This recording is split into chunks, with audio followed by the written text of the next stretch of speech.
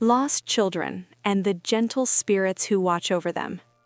There are places in America where no monument stands, no plaque explains anything, and yet, if you walk slowly enough, you feel as though someone is remembering you.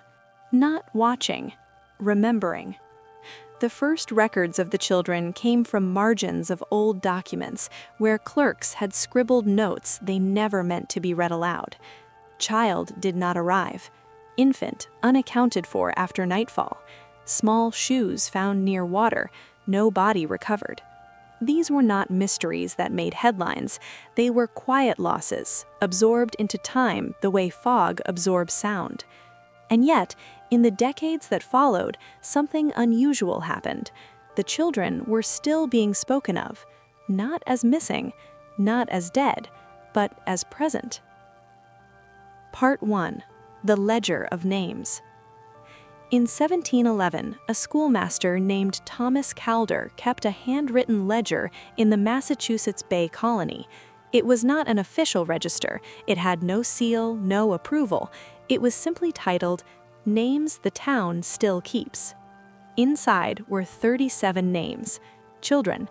Some had vanished during winter crossings.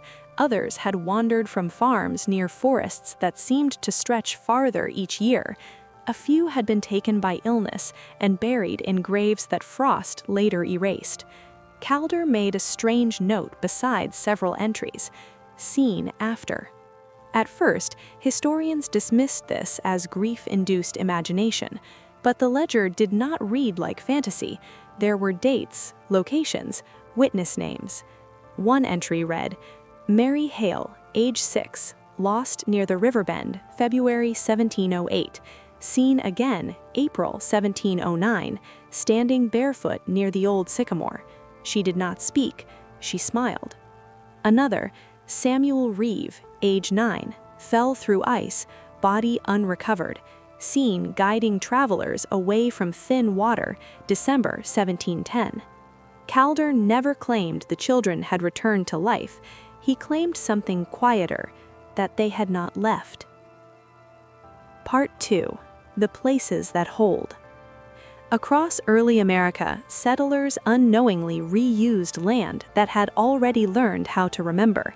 Native tribes spoke of watching places, locations where the boundary between presence and absence thinned, not dangerously, but gently. These were not burial grounds or cursed sites. They were places of pause.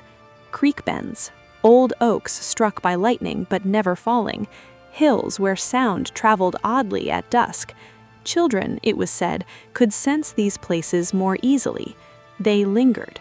In 1763, a Moravian missionary traveling through Pennsylvania recorded an encounter near the Lehigh River. He wrote that a group of children who had died in a fever outbreak were still being accounted for by the Lenape people. They walk at the edge of firelight. They make sure no one else wanders where they did. The missionary, uneasy, asked why the spirits stayed. The answer was simple.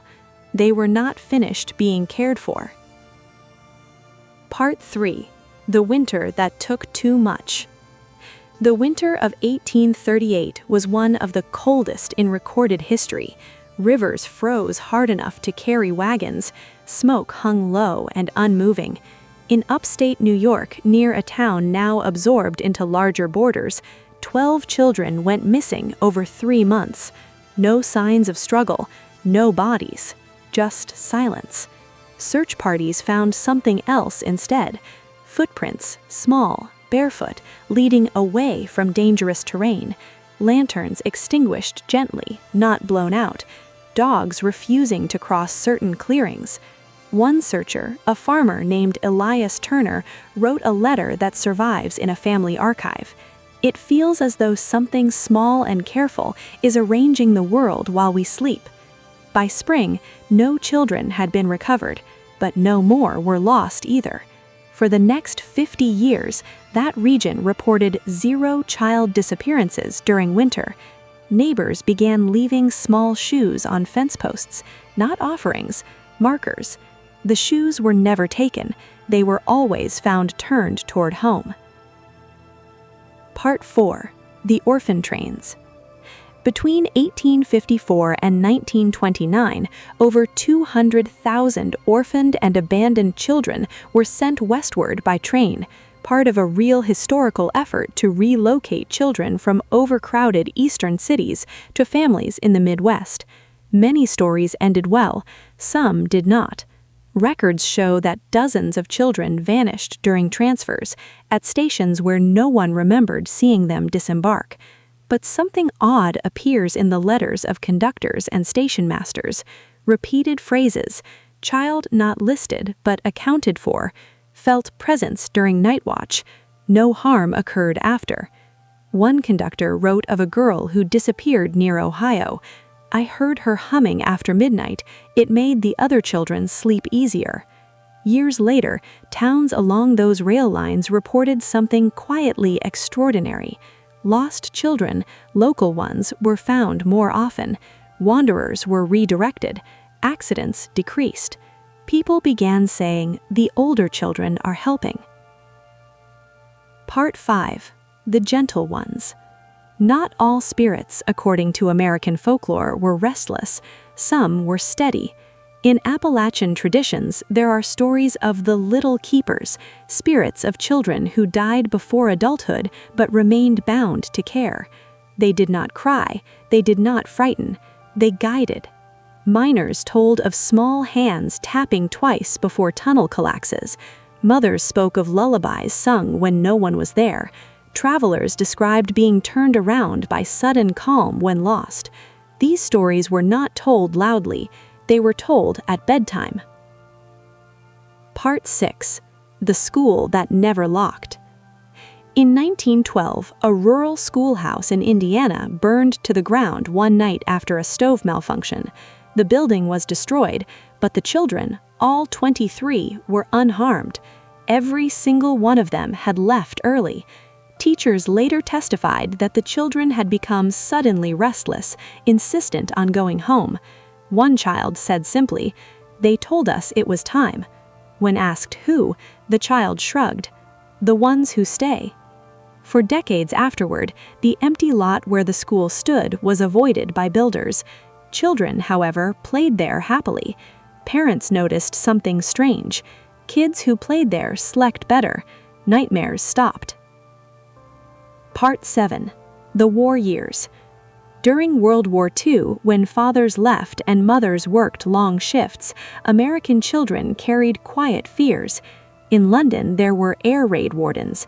In small American towns, there were stories. Children claimed they were watched at night, not by soldiers or adults, but by other children who never blinked, never spoke, and never left. These watchers did not scare them. They sat. In a 1944 diary found in Vermont, a 10-year-old wrote, "They say we'll be okay. They say they already weren't." After the war, the diary ends, but the writer lived a long life and became a pediatric nurse. She once told a colleague, "I learned early that care doesn't end just because life does." Part 8. The Modern Silence. By the late 20th century, America learned to distrust stories without proof, and yet data quietly persisted.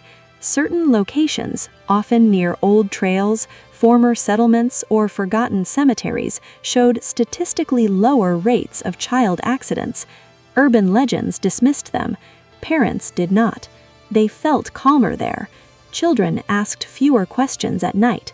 They slept. Part 9. The Truth No One Prints.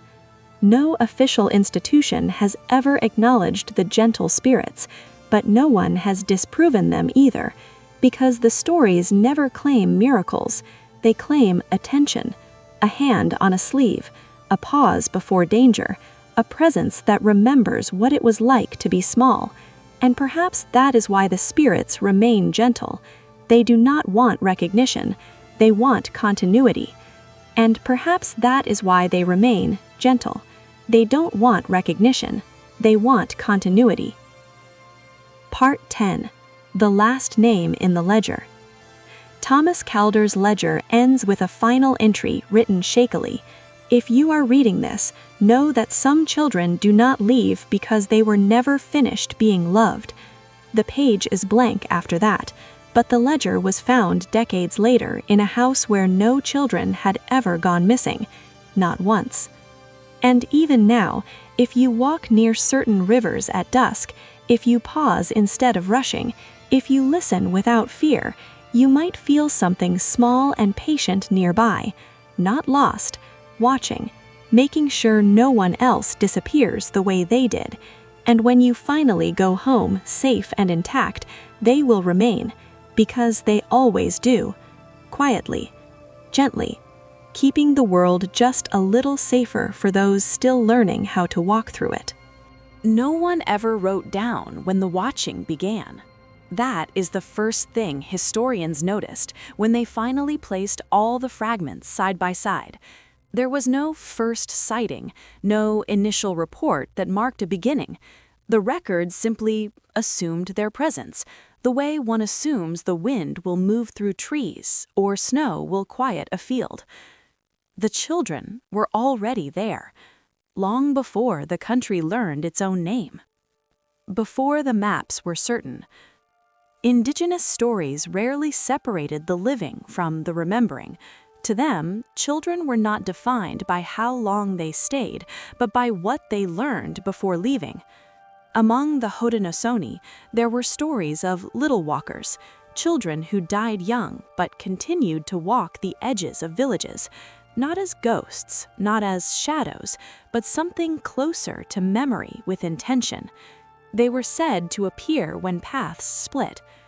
One elder explained it this way: when a child learns where danger hides, they do not forget it just because their body does. The little walkers did not speak warnings, they adjusted things. A fallen branch would block a trail. A sound would pull someone in another direction. A moment of hesitation would bloom suddenly, uninvited but welcome. Children recognized them easily. Adults almost never did. The river children of the Ohio Valley. In the late 1700s, settlers moving westward along the Ohio River noticed something unsettling but oddly comforting. Children stopped drowning. Not entirely, tragedy still occurred, but far fewer bodies were pulled from the river than expected, especially during spring thaws when water ran fast and deceptive. Boatmen began telling stories of small figures standing on submerged rocks, visible only for a moment at dawn or dusk. They were never wet, they were never cold. A journal kept by river trader Jonathan Bell records one such sighting. Saw what I thought were children waving us away from the shallows. When we altered course, the water broke white where we would have gone. When I looked again, there was no one there. Local parents began warning children not with fear, but familiarity. If you hear laughter near the river, they said, turn back. Children listened. They always have. The census that didn't add up. In 1840, a census worker in Illinois noticed something unusual. Certain towns reported fewer childhood deaths than surrounding areas, despite harsher conditions, poorer sanitation, and fewer doctors. At first, he assumed clerical errors. Then he noticed something else.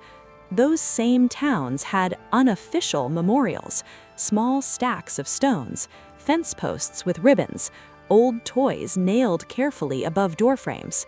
When asked, residents gave similar answers. They're for the children who didn't grow up, one woman said. They help the others. No one laughed. No one explained further. The census worker noted in his private journal, there appears to be an unspoken agreement not to question certain protections. The Great Fires.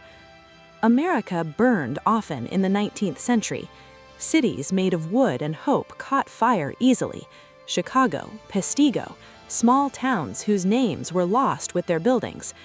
And yet, time and again, stories emerged of children escaping fires that should have trapped them. In the Pestigo Fire of 1871, the deadliest wildfire in American history, survivors described being guided through smoke by unseen hands. A girl named Clara Beck, age 7, later told interviewers, "They held my face down and showed me where to step. When asked who, she said, the ones who already knew how fire moves." Her family assumed trauma, but Clara never described fear, only instruction. The boarding schools. Not all stories were gentle. Some were heavy. In the late 19th and early 20th centuries, Native American children were forcibly taken to boarding schools meant to erase their cultures. Many never returned home. Their names vanished from official records, but not from memory. Decades later, children attending schools built on or near former boarding grounds reported strange experiences. They felt watched, but not threatened. They heard songs in languages no one taught them. They dreamed of hands braiding their hair. Elders said quietly, "They stayed so the rest would remember who they are." Even now, some schools report children refusing to sleep in certain rooms, not from fear, but from crowding. They feel full, they say. The Depression-era keepers. During the Great Depression, hunger stalked America more quietly than fire or flood. Children disappeared, not dramatically, but slowly.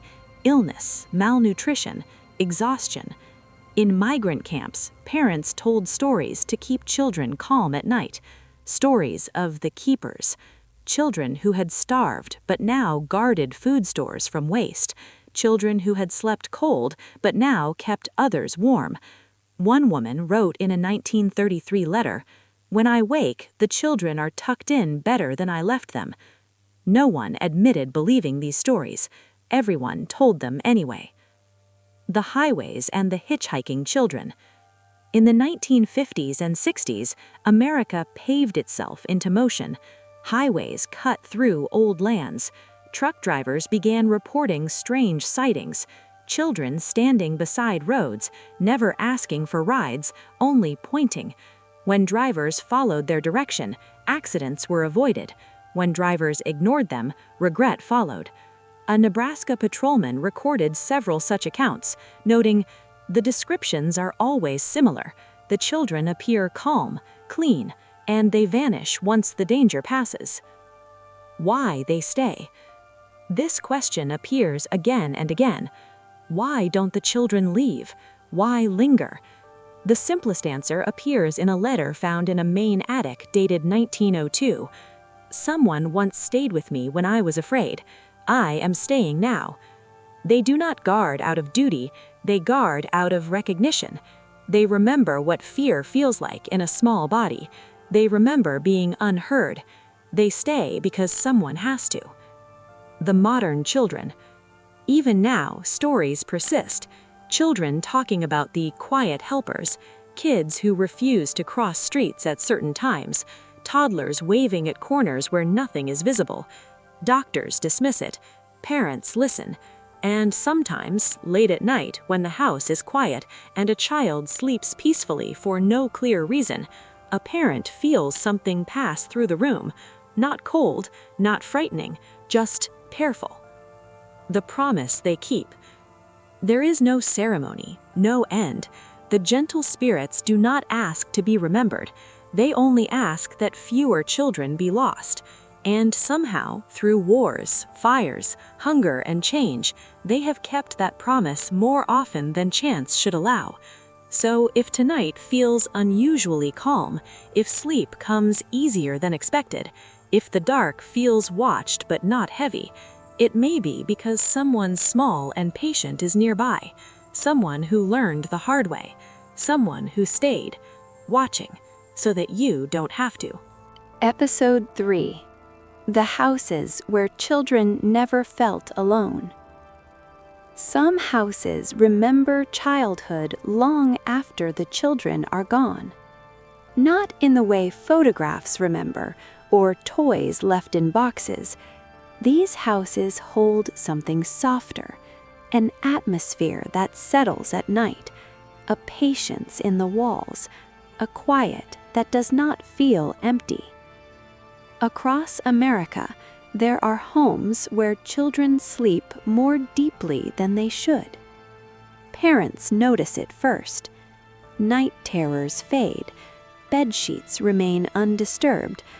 Doors left slightly open stay that way.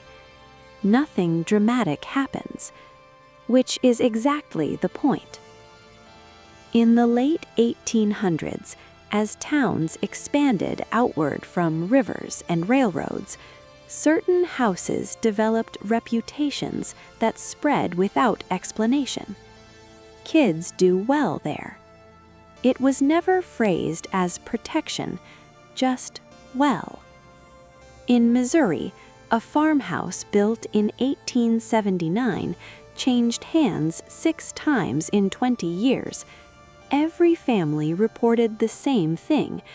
Children who were sick recovered faster, and children prone to fear slept through the night. A surveyor once remarked that the land itself felt attentive. Local elders said the house sat near a former crossing place, a place where children had waited. In the late 1800s, as towns expanded outward from rivers and railroads, certain houses developed reputations that spread without explanation. Kids do well there. It was never phrased as protection, just well.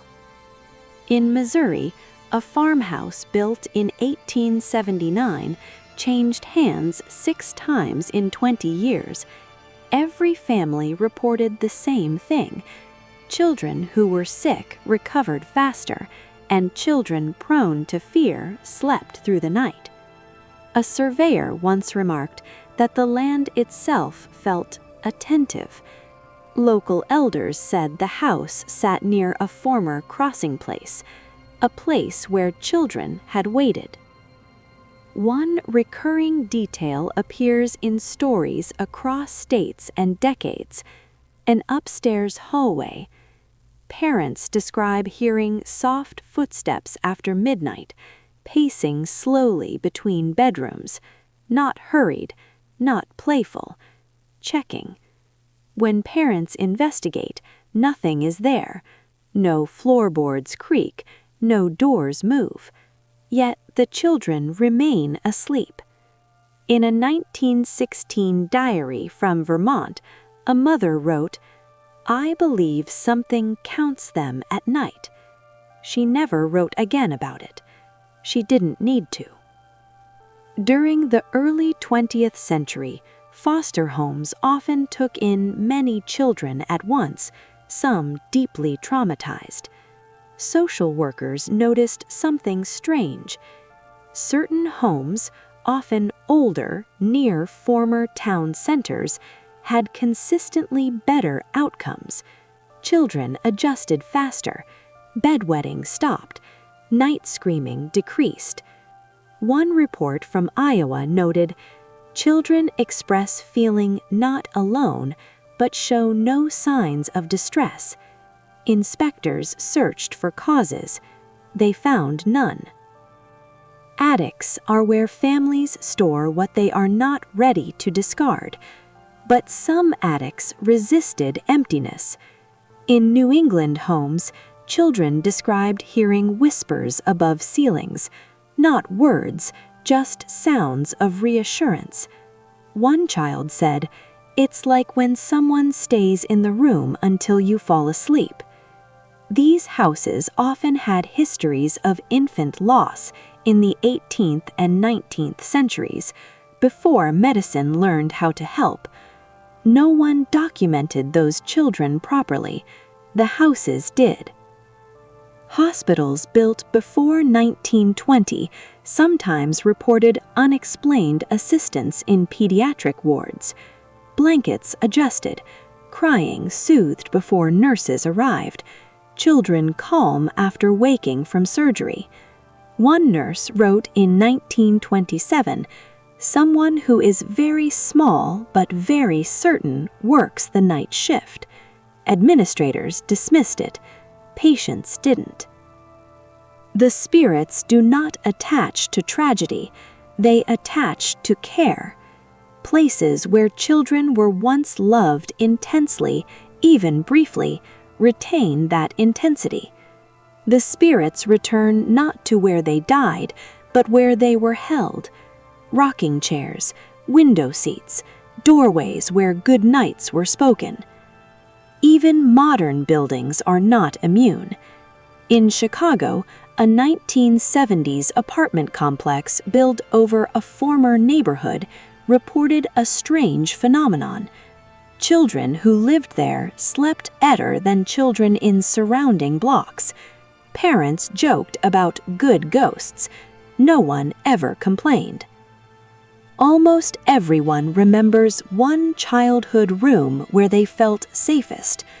Often that room remains so for generations. It is not coincidence, it is continuity. And tonight, if your own room feels quieter than usual, if the dark feels gentle instead of heavy, if sleep arrives without struggle, it may be because somewhere nearby, a small presence has taken a seat, not to watch you, but to make sure you rest. Every town has at least one road that adults warn children about without quite knowing why. They say it casually. Don't take that way home. Stay on the main street. When asked what's wrong with the road, the answers are vague. Too quiet. Bad visibility. Nothing, just don't. Long before traffic laws or streetlights, America learned which paths were unkind to small feet, and the children who were lost on those roads did not forget them. Part 1. The old paths beneath the asphalt. Most American roads were not designed, they were inherited. Wagon trails became turnpikes. Turnpikes became highways. Beneath the asphalt lie older routes, paths walked by settlers, traders, children sent on errands who never returned. When modern engineers paved over these routes, they didn't erase them, they covered them. And sometimes what was covered stayed awake. Part 2. The disappearances that changed direction. In 1824, along a dirt road in Western Virginia, 3 children vanished within a year while walking home from a mill school. Search parties found no sign of violence, just something unsettling. Each child's last known footprints turned sharply, away from home, toward a ravine no adult ever used. After the 3rd disappearance, parents rerouted the school path.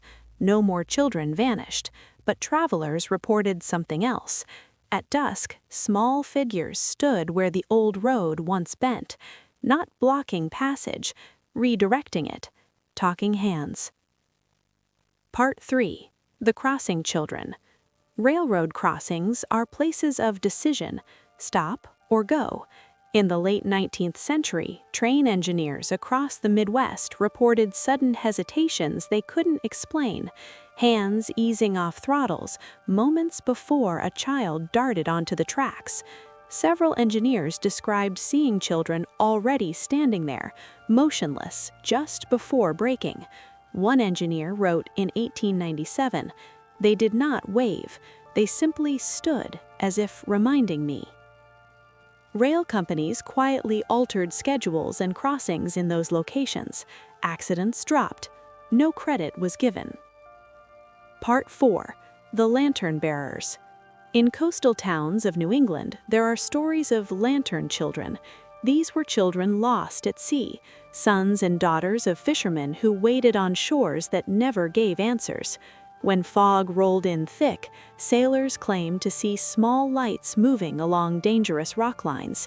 Never bright, never steady, enough to suggest where not to steer. A lighthouse keeper in 1911 recorded, "The light moved like someone walking carefully, not wanting to be noticed." Part 5. The roads during the Dust Bowl. During the 1930s, families walked roads that seemed endless. Children died quietly then, from exhaustion, from hunger, from heat. Survivors spoke of moments when children refused to keep walking. They sat down suddenly, cried, would not move. Parents forced them to rest. Later, they learned the road ahead had collapsed, or storms had rolled in, or vehicles had crashed. One mother said, "They knew when to stop. Someone had taught them." Part 6. The school bus effect.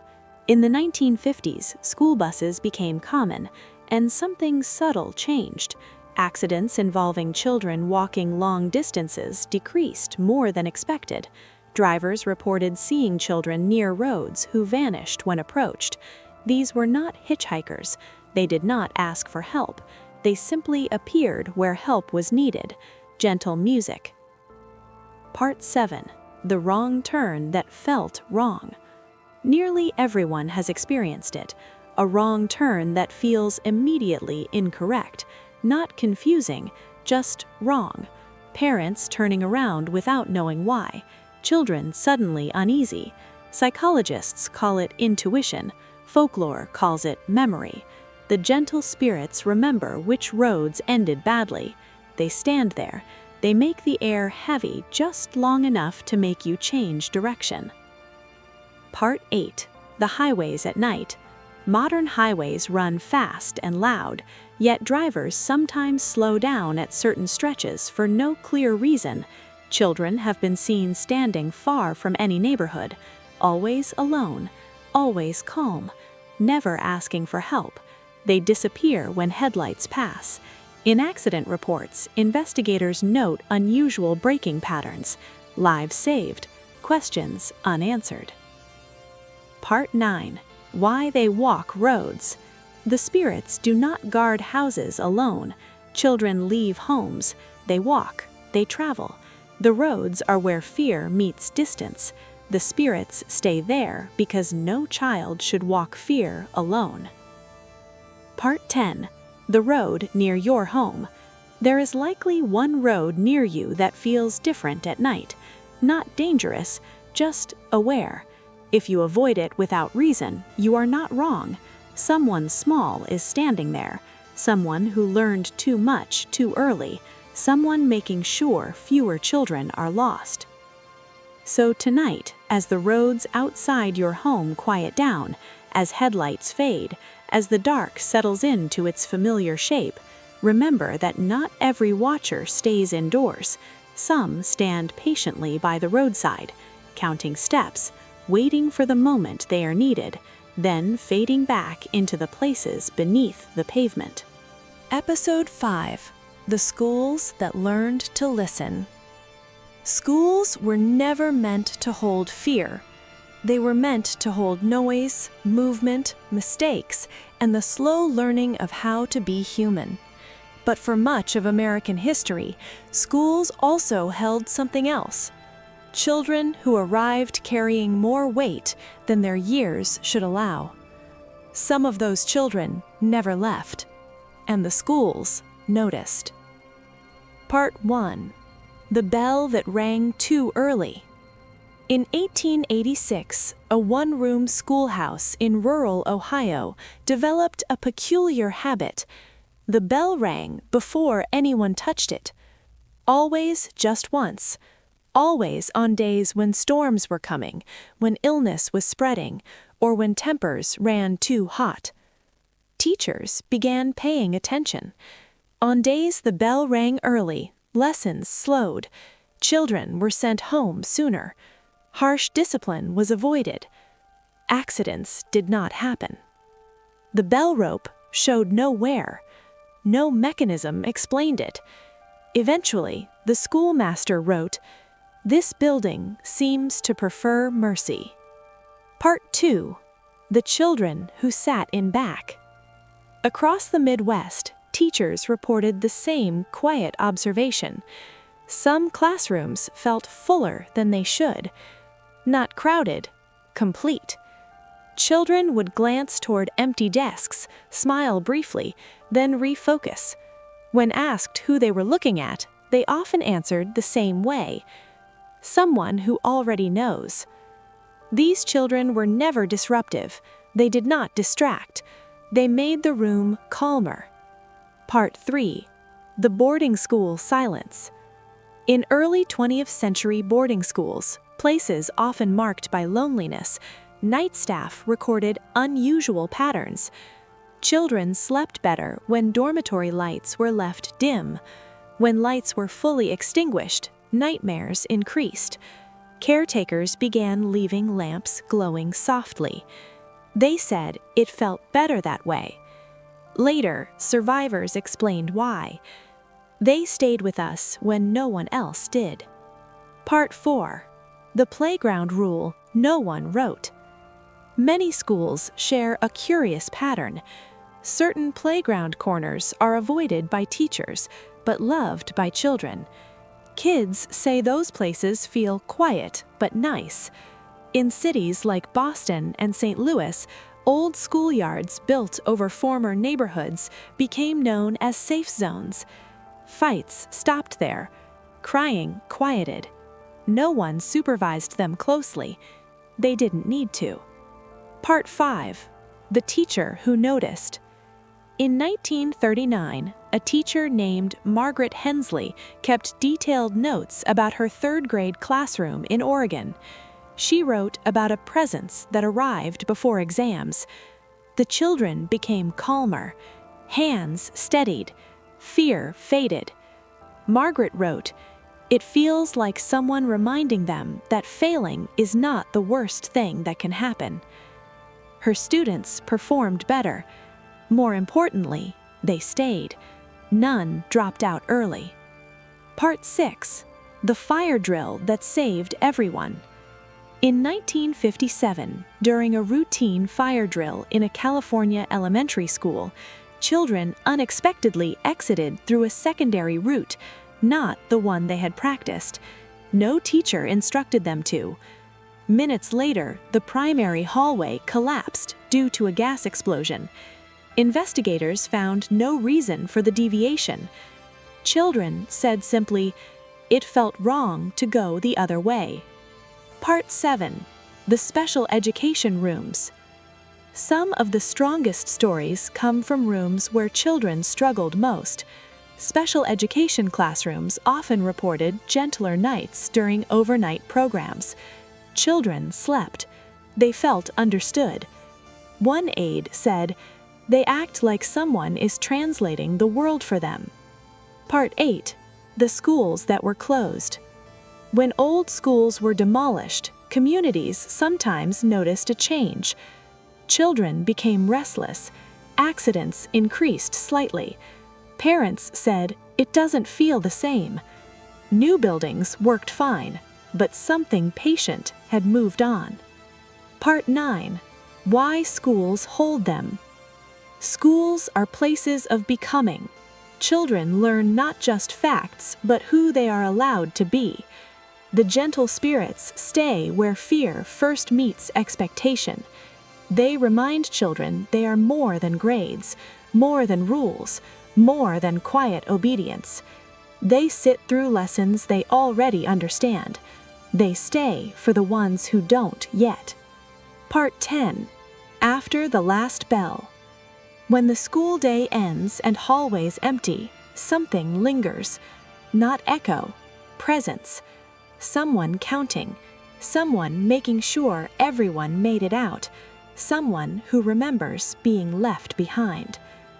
So tonight, if you remember a classroom where you felt strangely safe, a teacher who softened without reason, a day that went better than expected, it may be because a child who never finished school is still attending, listening, making space for the living to learn without fear. Episode 6. The Children Who Guarded the Water. Water has always been honest with children. It reflects without judgment, it listens without interrupting, and it takes without asking permission. America learned early that water remembers, and the children who were taken by it remembered back. Part 1. The Rivers That Learned Restraint. In the 18th and 19th centuries, rivers were the most common places children were lost. Crossings collapsed. Ice broke without warning. Currents pulled small bodies under before anyone could reach them. Yet in certain stretches of river, patterns changed. Drownings stopped. not gradually, suddenly. In upstate New York, a river bend known for taking children went quiet after 1812. Fishermen noticed the current there slowed unnaturally near shore. One man wrote, "It's like the river learned where to be careful." Part 2. The Lake Children of the Midwest. In the Great Lakes region, children disappeared often during early settlement years. Thin ice, hidden drop-offs, sudden storms. But in some lakes, people began seeing children standing on the water at dawn. Not walking, standing. They were always dry, always watching the shore. Parents warned children gently, "If you see someone on the water, turn back." Children listened. Accidents declined. No explanation followed. Part 3. The Wells that Refused. Before plumbing, wells were dangerous. Yet certain old wells never took children, no matter how open, no matter how poorly guarded. In Kentucky, a family well from the 1840s was never capped. Children played around it for generations. No child ever fell in. The family said the well was full of patience. Part 4. The Flood Years. Floods take indiscriminately, but in the Mississippi floods of 1927, rescuers reported children surviving in places that should have been fatal. Children found clinging to debris they did not remember grabbing. Children guided to rooftops they did not see before reaching. One rescuer said, "They were already waiting where we found them." Part 5. The Bath Time Stories. Many parents have heard it. Children speaking calmly about someone who sat near the tub, someone who reminded them not to slip. Pediatricians dismiss it as imagination, but pediatric injury reports show something subtle. In households where children speak of the quiet watcher, accidents are fewer. No one publishes that data. Part 6. The Beaches at Dusk. Coastal towns know the rule. Never ignore a child who suddenly refuses the water. In Oregon, Maine, and California, children have been known to stop mid-step at the shoreline, turn around, and walk back without explanation. Later, riptides form. Adults learn the hard way. Children are spared. Part 8. The Pool That Closed Itself. In 1964, a public pool in Arizona shut down early on a record hot day. Children suddenly left the water, saying it felt too full. Minutes later, an electrical fault sent current through the pool. No one was hurt. Maintenance crews found no alarm triggered. Children said someone told them to get out. Part 9. Why They Stay Near Water. Water is where fear is silent. There is no scream beneath the surface. The spirits stay because they remember not being heard. They make sure others are. Part 10. The Quietest Watchers. Unlike other guardians, the water children rarely appear fully. They ripple, they distort reflections, they cool overheated air. They change the mind before the body moves. They never pull, they prevent. Part 11. When you feel the urge to step back. If you've ever stood near water and felt an unexplainable hesitation, a pause without fear, a calm certainty to wait, that is not weakness. That is memory reaching forward. Someone small is standing where you cannot see. Someone who learned too early what water can do. Someone making sure you don't. So tonight, if you dream of water but do not feel afraid, if waves sound softer than usual, if the dark feels reflective instead of deep, it may be because the children who once slipped beneath the surface are still holding the edge, watching, keeping the water gentle. Episode 7. the hospitals that were never empty. Hospitals are built to treat bodies, but over time they learn how to hold fear. In America's earliest hospitals, children often arrived too late, too small, and too fragile for the medicine of their time. Many did not leave through the front doors, but not all of them left at all. Some stayed. In the night wards, before electricity, hospital nights were long and uncertain. Oil lamps burned low, footsteps echoed too loudly, children cried softly so as not to disturb adults already suffering. Nurses began noticing something unusual. Children calmed down at night, not when nurses arrived, but before. One nurse in 1874 wrote, "Someone sits with them after midnight. I can feel the room change." The children slept. The adults did not notice. In the empty cribs, in early pediatric wards, cribs were sometimes left empty after a child passed away.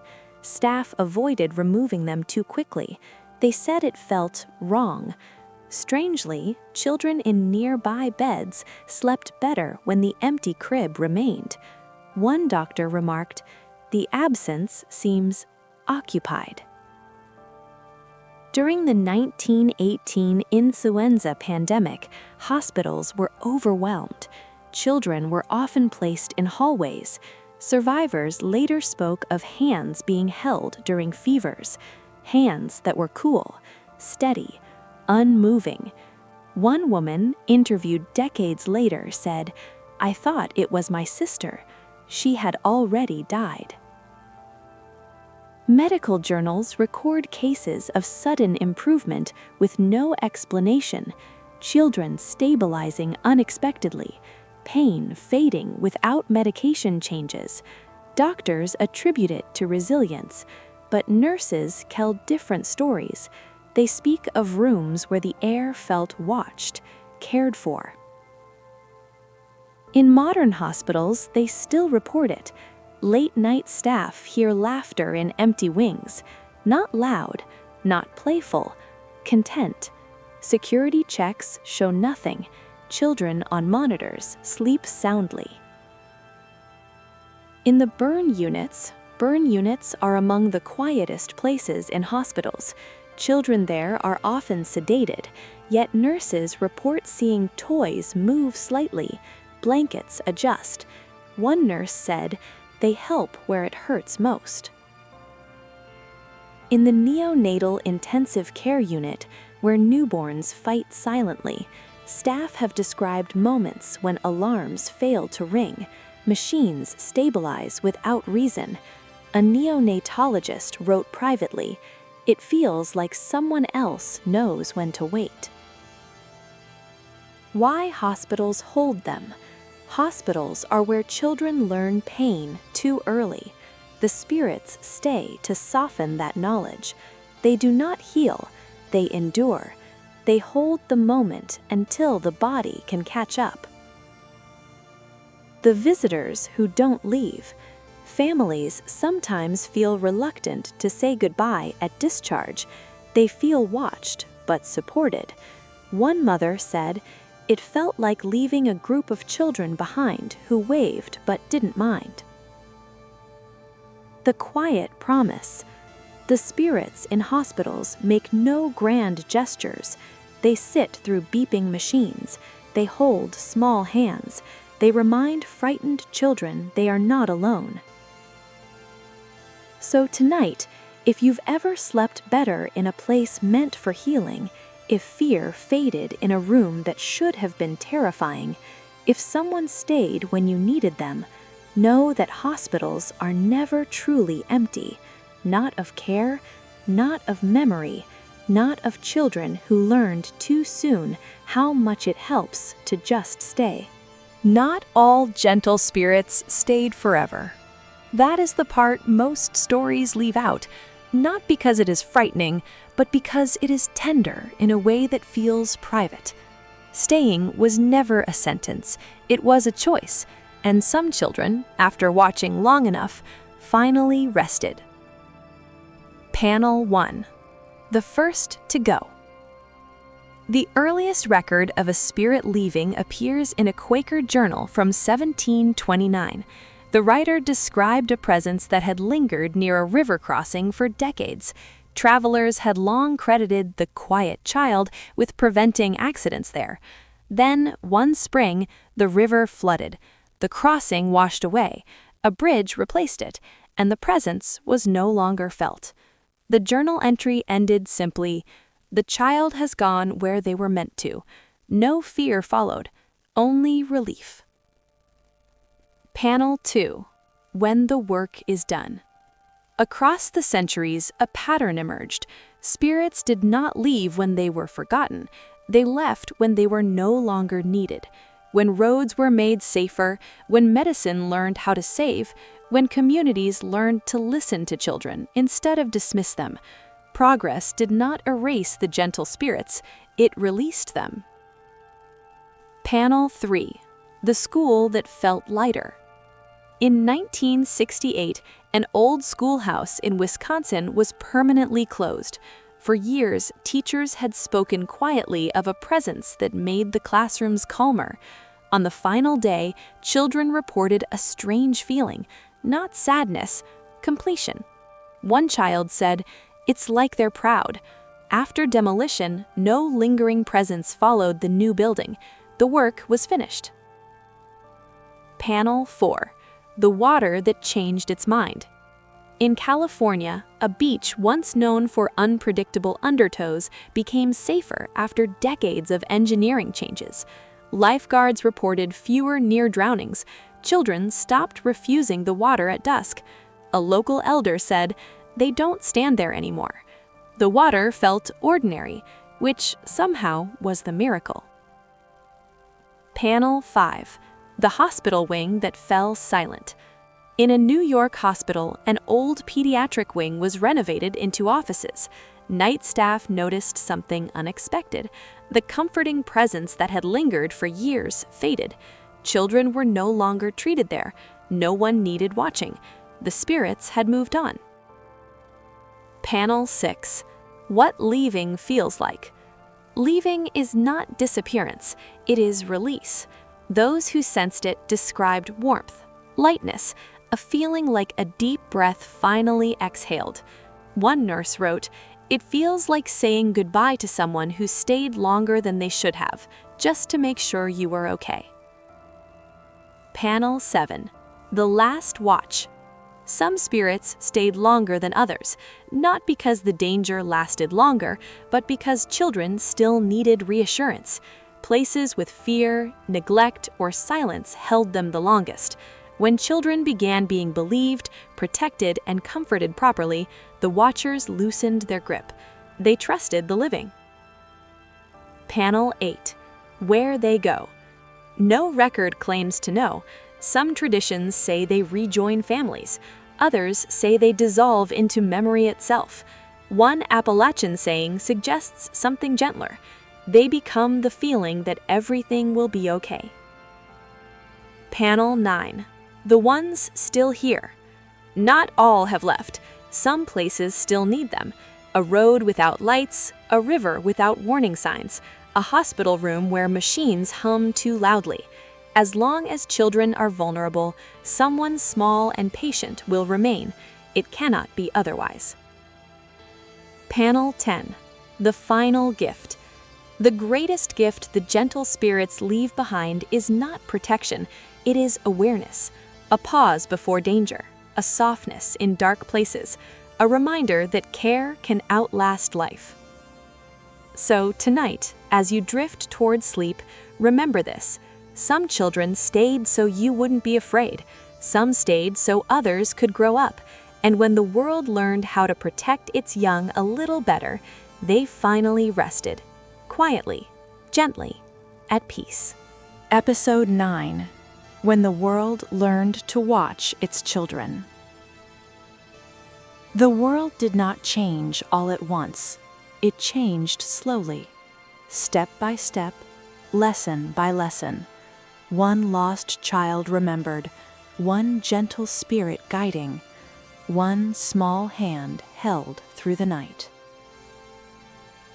For centuries, the watchers were unseen. They were silent, they were patient, and now the world finally began to listen. The moment of recognition. By the late 20th century, communities started noticing patterns that could not be explained. Accidents decreased where care and attention grew. Roads became safer. Schools began listening. Hospitals learned the value of calm and presence. And in those moments, something extraordinary happened. The gentle spirits did not vanish. They relaxed. The streets that learned patience. Urban planners, unknowingly, mirrored the lessons of the watchers. Crosswalks, sidewalks, lights, playgrounds, all designed to protect children, echoed the work the small guardians had done for centuries. Parents whispered warnings less, and children navigated safer spaces. The streets were quieter, yes, but in the best way, safe, without fear. The houses that remembered less. As modern homes became more secure and attentive, the need for lingering spirits decreased. Children slept soundly night after night, with parents who listened, with homes that provided warmth and safety. Some houses that once held watchful presences no longer felt them, but the care remained. The legacy of watching became human. The schools that listened.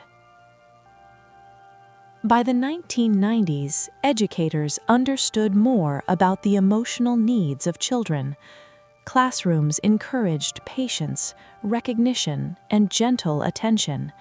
Counselors, aides, and teachers now filled roles that once only the spirits could hold. Children were no longer alone in the ways they once had been. The spirits still lingered faintly, like a whisper in an empty hallway, but their work was done. The water that felt safe. Beaches, rivers, lakes, once treacherous to little feet, were now marked, monitored, and cared for. Swimming lessons, lifeguards, community awareness, all combined to honor the lessons of those who had once guided unseen. Children played without fear, parents trusted, and the children who guarded the water faded like morning mist, leaving calm in their wake. Hospitals and night wards. Modern medicine learned what the spirits had always known. Care matters more than control. Patience is as crucial as skill. Rooms where children slept alone became filled with understanding, and where machines beeped loudly, humans softened the world. The spirit's presence became memory and instruction. Their work had been incorporated into life itself. The last of the gentle watchers. Not all spirits left. Some remained in the quiet corners where neglect still exists. But even there, their lessons linger. The world has learned to watch, to pause, to listen, and to care. Their work now is no longer invisible. A world remembering. Tonight, if you pause before a danger, if you sense caution without fear, if you comfort a child who is anxious or tired, you are part of the continuation of the work they began. Every small act of care is a legacy of those who once had to watch alone. The children who waited, who guided, who stayed, they taught the world how to do it better. The gift of rest. Now the watchers rest. not because children are perfect, not because danger has vanished, but because the world learned to see them. And when children sleep safely, when parents listen, when communities protect their young, the Spirit's work is complete. The Quiet Promise. So tonight, as the world turns dark outside, remember this: you are watched, you are guided, you are remembered, not by fear, not by power, but by care. And when you rest, those who came before, who stayed long enough to teach the world gentleness, finally rest too, quietly, gently, for all of us.